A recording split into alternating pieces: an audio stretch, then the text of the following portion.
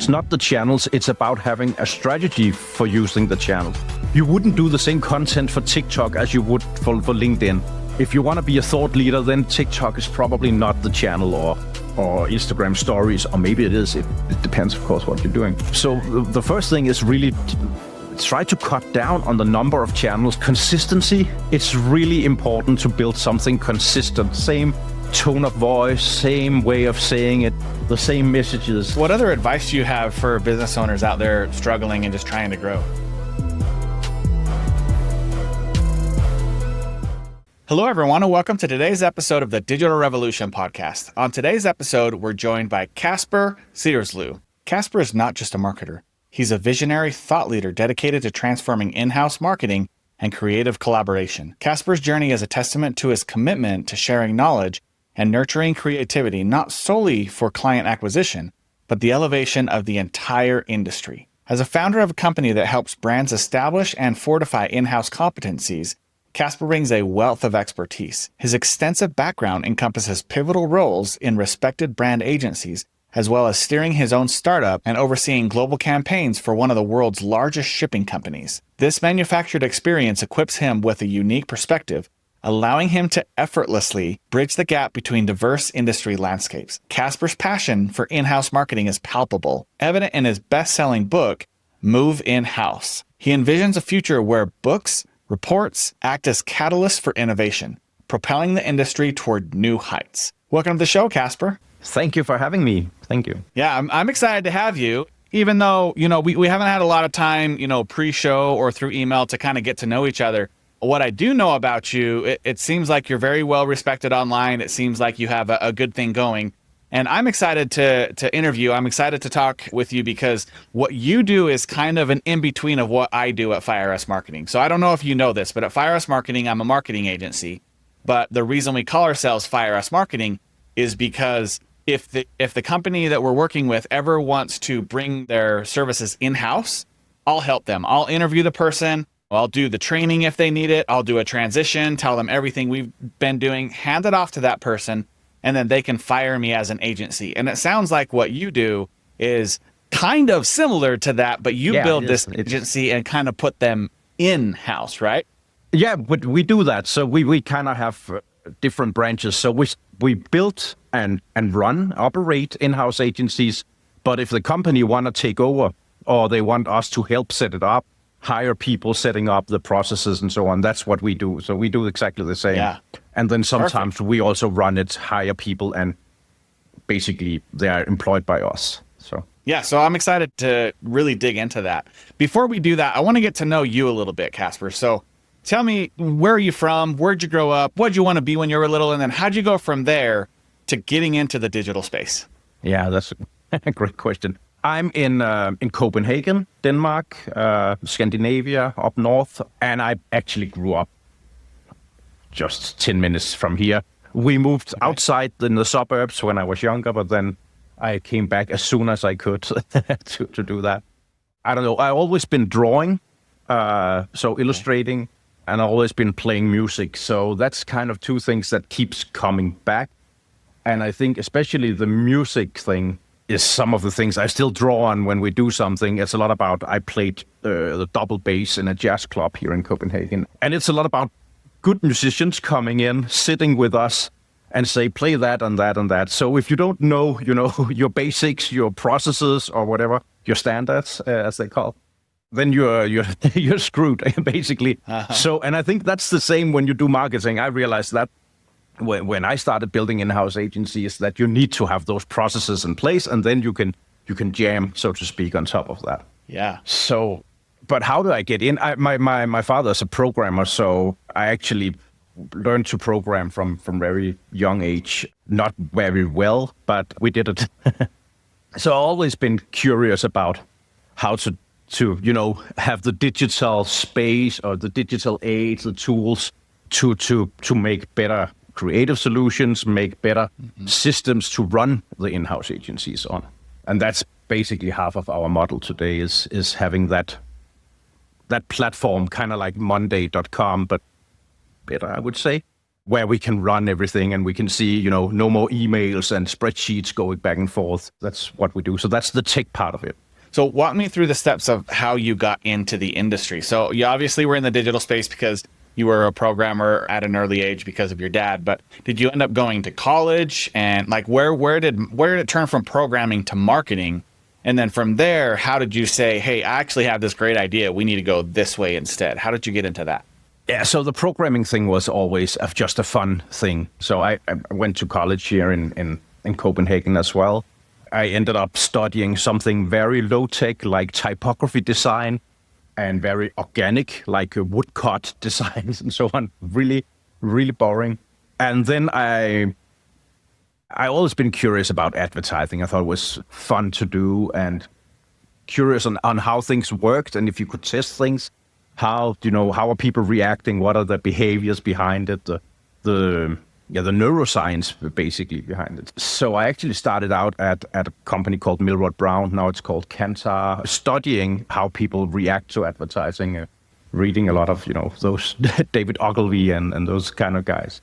But then the digital thing happened while I was in advertising. So then we needed to do the websites. And because nobody else knew how to do it, I said, better say you can do it and then learn than not take the experience. So I promised to do a website and I had to learn in the weekend, and then we built a website also and built from that. So that's how I ended up in this weird line of business. So, okay. So then how long ago did you get into Zeit? And remind me, is that how you say that again? Yeah. Zeit? Yeah. Okay. We call it, Zeit. Like it's inside companies for just spelled weird. So I started out on building in-house agencies 15 years ago, approximately. Mm-hmm. Moving in at Maersk as the head of creative, a big logistics shipping company, and had to do something because we were doing so many campaigns all over the world, and we didn't really have, we spent a lot of money on that, and the effort we put into that wasn't really paying back. So I said maybe we should do something ourselves, build up a small in-house agency. And my boss at the time, she just said, well, you do that. There's some people in Manila, you can go and see if they can help you. And there's also some in Mumbai. Maybe you could do those and you can hire in people. And that's basically how I got into the in-house agencies. And I realized pretty fast that if we had to have control of all the tasks and the different things, from people getting up in Tokyo in the morning and going to bed in LA in the evening, that's a long day with requests coming in for campaign. And if we had some kind of control, we needed to build a tool. So that's basically how, I wouldn't say Zeit started, but that's how my part of it started. So I built this tool, went on, built another in-house agency with this tool and so on. And then I joined my partner in the company 6 years ago, I think 5 years ago. And we formalized the model a bit more. So before that, I was doing more like consultancy work, like you're doing, helping people setting it up and how to manage things. And so your big takeaway at Zeit is that you now have a software that tracks all of that. And then you go to them and say, what are your needs? What areas you need to be hiring? And you go find those people, you plug them into your tool, and they actually sit in-house. Like, are there remote jobs, or do you make sure that they hire locally and they go into the office? How does that all work? Do you feel like your website traffic is kind of in a slump right now? Or maybe over the last couple of weeks or months, it's actually dipped quite a bit and you cannot figure out what to do next? Go to fireusmarketing.com/meeting to schedule a free meeting with me where we can look at your website, talk about your frustrations, and see if there's anything that I can do to help you out. The meeting is absolutely free. There's no strings attached. If I can help you, I'd love to. Again, go to fireusmarketing.com/meeting. We'll talk to you soon. So like 95% of the time, they sit inside the office. We do have one client that's pretty global, working from a lot of different places. And there we have more remote people because it makes sense to have someone in London, someone in Manchester, someone in Vietnam working around the clock. So most of them sit in our offices outside, but normally they sit inside the company. That's what they do, all of them. And then we have a a travel team that actually helps. We're in Scandinavia, so people are on maternity leaves for, I don't know, a year. There are peak periods, there are illness and so on. And then we figure out when we reached a certain level that we needed to have people who knew our platform, our ways of working, that we could send in on very short notice. So we have this travel team that could actually go between the different sites or in-house agencies. Okay. Tell me about the actual software. So it's a mixture of a lot of things. I was really hoping to find something when I started at Maersk, something like Jira or Slack or something like that. They weren't really developed at that time. They were mostly tech software tools. So I ended up building it on top of something else with a client-facing interface where they could see all the things. They could put in briefs. We could have a Kanban board. We could switch cards around to see, this is going here. We could track our time. We could also estimate the time, and we have templates for all kinds of tasks. So whenever somebody want to do a video case or a digital campaign, we say, let's use the digital campaign template and remember all the small things. And a lot of it is about, it sounds really boring, but it's a lot about tracking the time and the different tasks. So when we go to the company who hired us and say, this is what we're doing. This month we did this many social media posts. We did this 2.5 revision rounds or something like that. So having all that tracked, it sounds boring, but that's really, really what it is. So everything is locked in that system, and we know exactly how long things take to do. And I think that's, you could build this. It's not rocket science.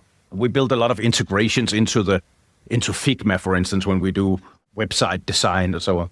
So when we send out a proof, we get all the comments in the right places and we can integrate it back and forth. I know you can do some in Figma, but then when you do some other tools, you can't do it. So we integrated everything with APIs. So that's, I think I wouldn't say it's half the business, but it's probably close to half the business. So we're very much, it's about, of course, the people, because it is the people who are sitting there. It is about creativity, but it's also about the processes, and then it's about tech. So it's probably 1/3 that is really the tech. And we keep building on that. We're going to talk about this later, but we just built an AI agent coworker who helps our clients writing briefs, because for the last, 30 years, I've been in advertising. People are really bad at writing briefs. So no matter, I've seen every kind of template people have to fill in, and it doesn't really work. So now it's more like a coworker that asks questions and say, what about this? Or could we go this direction? And have a more elaborating way of doing it. So I'm curious to know some of your learnings as you're building this, as you're working with different companies, as you're, building out the software, hiring the people. If I'm a business owner out there, a lot of my audience, they're business owners that can't afford an in-house person. They can't afford an agency.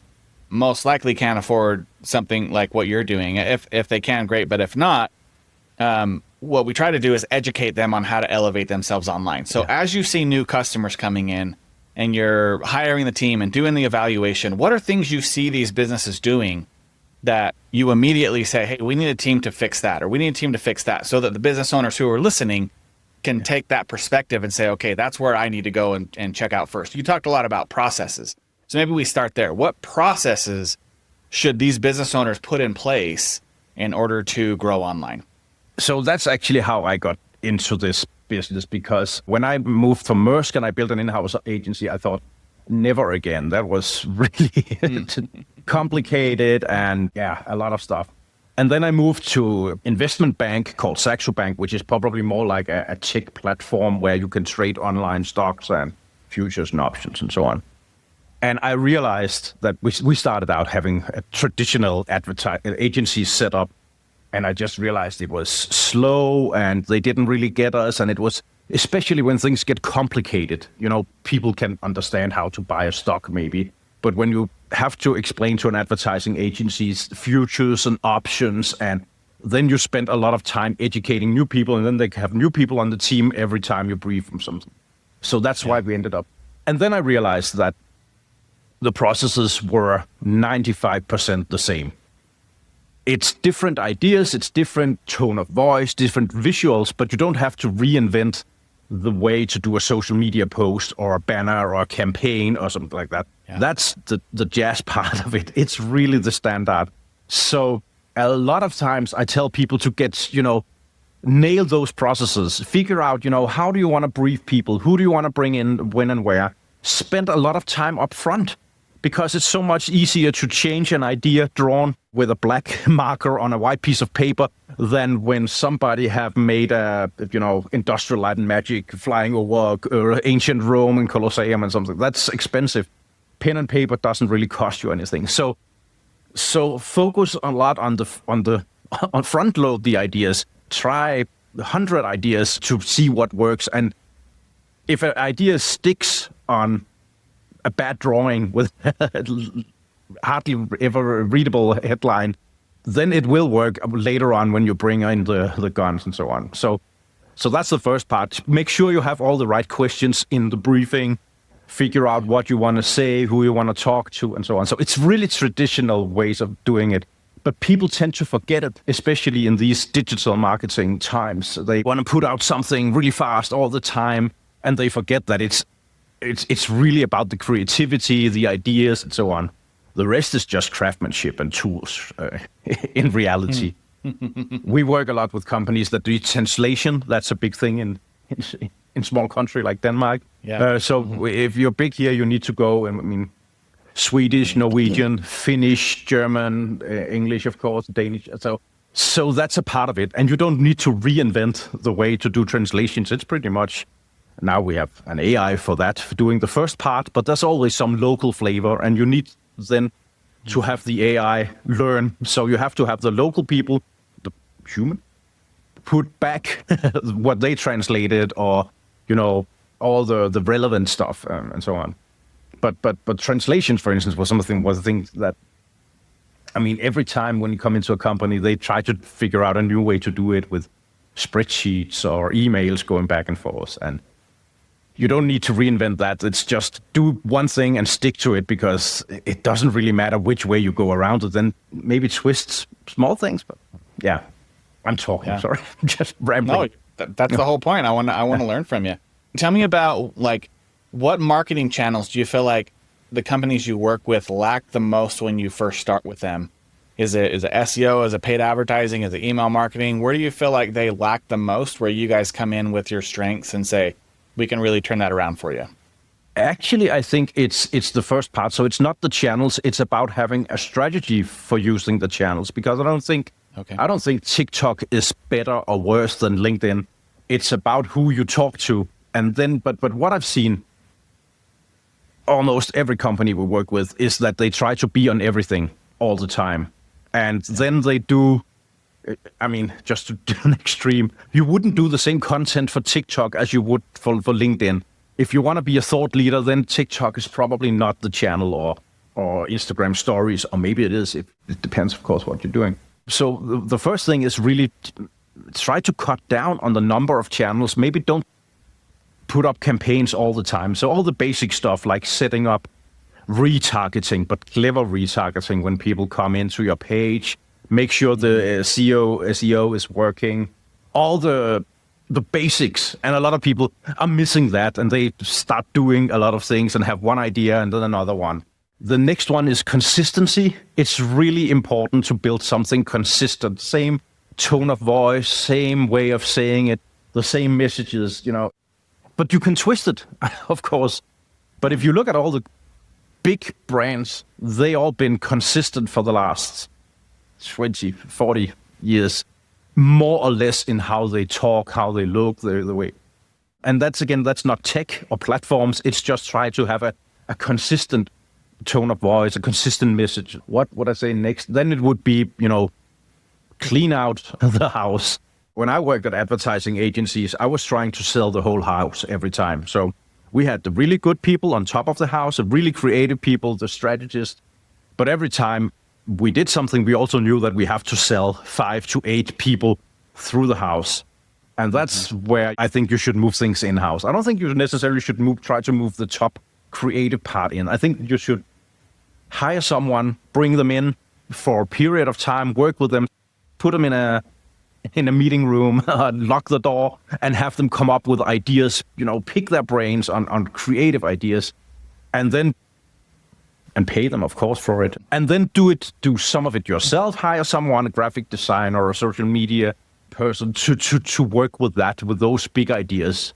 That's a big way to save a lot of money. To have the craftsmen in-house, maybe the copywriters who know the tone of voice, especially if you're in a B2B tech where it's not chewing gum or cars. It's a bit more complicated, so you need to understand something. Then I would definitely hire a copywriter myself and have his or her tone of voice. And that's the 2 or 3, 4, I don't know how many I mentioned, things where we normally see things are going wrong or people are doing it wrong, and they spend money in a stupid way, I would say. Okay, that makes sense. Let's talk about AI. So you've built some tools within AI to help craft some content and stuff, right? And then also, like, how else do you use AI in your company? So I would say not enough, but a lot. Okay. So we have, of course, AI voiceovers. So when we do all these films, and we also do things like Hagen, where you have an avatar talking in different languages, that's really a benefit to have. Especially some of the companies we do, they have smaller languages, like, it's not small, it's bigger than Danish, but like Polish or Romanian or something like that, all those European languages. So having an avatar that can actually speak local language actually helps the engagement rate on, I wouldn't say, big advertising content, but the editorial content or the explainer videos or something like that, because texting those is just boring to watch. And so having something, so that's one of the things that we use a lot, I would say. We have some tone of voice. I wouldn't call them agents. It's more like automations. We trained them on a lot of what we've been doing. We have a company that has a lot of different car brands. So they have Land Rover and Jaguar and Hyundai, a Chinese brand called BYD. And in order to, position those brands differently, they need to have a distinct tone of voice. And there we have an AI that's trained on the different ones. And, when you start out and you say, write something about this, then it will write the first draft in that tone of voice. Or when the copywriters do it themselves, they say, just check this. So it's not really an agent. It's a couple of loops where you put in something, you get some feedback, we use another. So we switch between models like Claude or ChatGPT just to play them out against each other, basically. So you can see that. I think that works really well for getting that. What we are doing right now is taking a lot of the, I hope not my clients are listening because they think we are doing the work, but we do a lot of SEO work with our agencies, but it's a very, very low margin product we're selling. So there's not a lot of time in it. So our people, they do the actual work, they improve things, they write content, but we have a tool now that actually looks at competitors and say, maybe you should write this in, because then you would, and come with recommendations for all the copywriting. Yeah. So that's in the tool. And then the other part, I shouldn't, now I'm saying it, but is we have a report maker. So normally we used to do really long, boring reports or dashboards with a lot of numbers. And in reality, none of our clients or customers really understood any of that.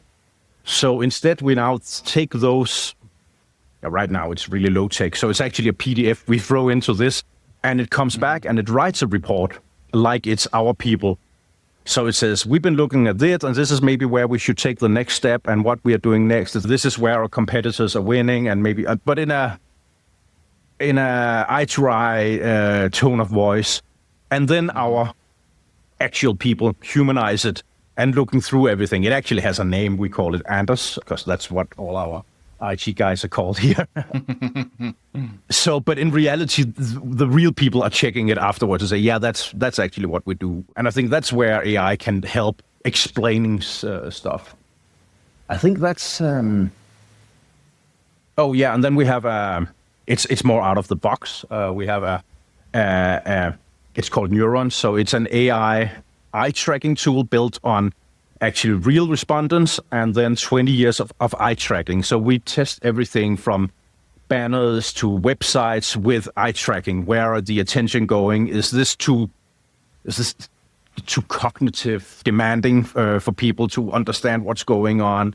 It doesn't have any sense of humor, so we really have to be careful when we use it. It works great on visual things, but the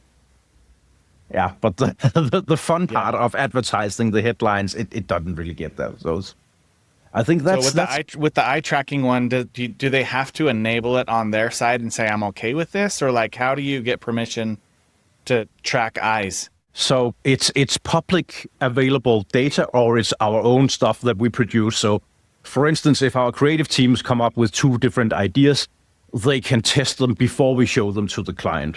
So that's one way of doing it. If it's the website, then it's public domain. So we normally, it can be done either through just a plugin, the website, the URL, or it can be done by video recording of the page. And then it sends it to, it's not a lot. I think it's 10, 15 people that actually does the human eye tracking on this. And then it scales it based on what it knows about different behaviors and so on. Okay, so those 15 people know that this is happening and they've been given specific tasks to look through the website, and then the eye tracker shows where they're going. Okay, that makes more sense. I was like, that you can't just like enable everyone's camera. That'd be cool if you could. No. So these data. 15, 20 people, they are hired by the company to be the crash test dummies to look at all this stuff. For sure. To be honest, I'm not sure if they are hired or they are paid per review, but they have a lot of, have 20 years of background data to know when people look like they look at this and that. That's how to scale it. That's what it means. So that makes sense. It seems pretty trustworthy, I would say. Yeah. What other advice do you have for business owners out there struggling and just trying to grow? Okay, listen up real quick. I promise I'm going to get you right back to the episode. But are you frustrated that your product or service isn't getting the right amount of visibility it deserves online? If so, and you want my help guiding you through the SEO optimization, go to fireusmarketing.com/SEO to get my free SEO guide. Talks about all levels of SEO, local SEO, regional SEO, national SEO, and international SEO. It should give you everything you need to optimize your website at a basic level. If you'd like help beyond that, feel free to hit me up at fireusmarketing.com. I'd be happy to jump on a call and talk through your needs. Now let's get back to this episode. So I think my main advice, and this is not tech, I'm sorry, is to test things low tech. Even when you're doing a website, maybe try to draw it on a whiteboard or piece of paper. If you're doing an app, then try it out, in really low tech, because it takes a lot of time. Even though you now can have some of these, we used AI to program for us, but I would say that test it out by hand. That's much. I think it's much easier to understand that way. So I would start with that. I would start with the idea, the creativity part of it. If I was, and I am because I have a small tech company that I'm investing in, I would trust the creativity in it. Write a funny headline or have someone write 20 headlines that people will remember. I think that's way better than doing a billion banners showing a lot of different things.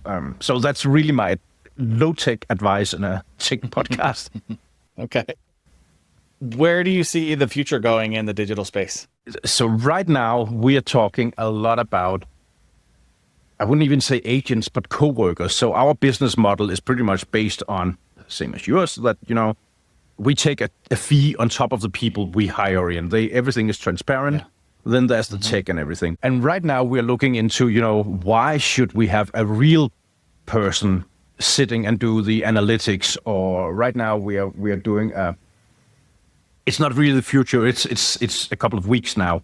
I'm hideous at predicting, but right now it's like social listening, for instance. Figure out who's talking in and having someone, instead of get a boring report or a dashboard back, plug it into Teams or whatever, Skype, whatever tool you're using, so you could ask that AI colleague, what about this? What about that? Or should we do this? Or is anybody talking about this topic? Or why are we not mentioned? And so on. So that's really having a coworker that's not really there. And I mean, it's both scary and really practical. Is that kind of your goal with the company, is to replace as many people as possible with agents so that it... No, then we will go bankrupt because our model is really having people. Okay. Our model is to be better. So if our people has better tools to answer questions from our clients, then I think we will be harder to replace. So that's really where we're going. What I think actually is going to happen, and this is just something maybe it's both a hope and a prediction, is that, when everything gets good, decent, you get a really decent baseline on body copy and content that's, it's all AI written, then creativity will actually make the difference. Something that's nobody, it's hard to have an AI doing something nobody has done before. So do something in the real world, something outstanding creatively, but not necessarily something that scales. Right now, it's all about scalability, right? It's different languages, more formats, platforms, and so on. And I think that's probably where I hope it's going more than I think it's going. The future it's an interesting place, right? I think we're in a spot where I don't know if we can predict the future. There's so much with AI. There's so much with, I've heard a lot of people talk about, because there's so much AI, a lot of us want more of the human interaction. A lot of us want more in office versus, online and stuff like that. So it'll be interesting to see where the next couple of years go for sure. I think so. It's very interesting. I don't know. Yeah. I hope that it takes all the boring stuff and let us do the fun stuff on top of it and actually connecting things, but with insights of all kinds of things, all reports that we can't really keep in our heads, but ask questions. Say, what about this? Who did that? Or something like that. So, yeah. Well, Casper, I appreciate you taking the time to jump on and chat with us today. I think you guys have a pretty cool model going. I don't know a lot of other companies that are doing that. And so I think that you have a pretty cool thing going, and I appreciate you taking the time to jump on and educate us. So thank you. No, that's the problem. I think we are probably not the only one, but that's not a lot of companies. So we have to start every meeting by explaining what we do. But I of course think it's an interesting model. And thank you for having me. It was fun, and actually also fun to talk with a like-minded that actually had kind of similar idea. So it's very close to where I was when I had my own company before we formalized this. Absolutely. Well, thanks again for taking the time, and to everyone else who's listening out there, we'll talk to you guys next week. All right, let me stop this.